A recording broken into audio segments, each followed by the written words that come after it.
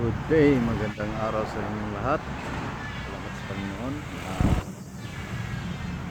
Nakagising tayo ngayong umaga. At saka itong Starix na naalala lang to dito.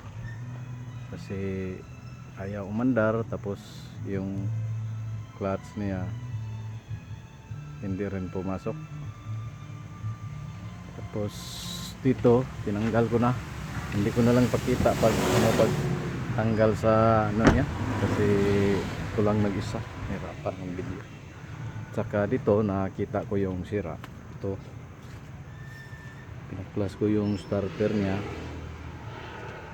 pansin ko na yun, kinalawang na yung ano niya. Tapos yung positive niya mahina pagkahinang.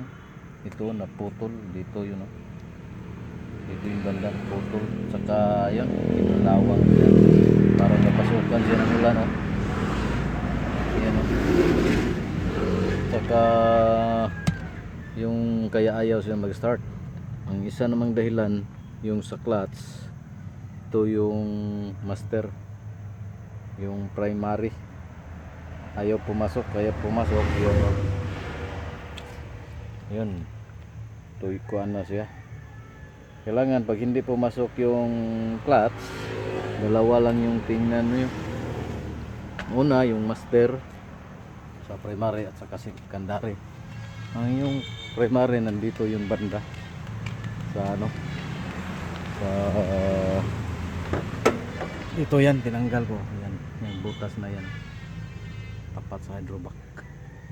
Yan yung sa clutch na primary. Saka yung secondary doon malapit sa transmission. Yan ang secondary.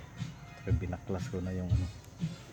Tapos yun, pabilin lang ako sa may-ari para makatakbo na to. Yung isang unit takbo na rin. Ganun din, clutch din ang ano niya, secondary ang problema.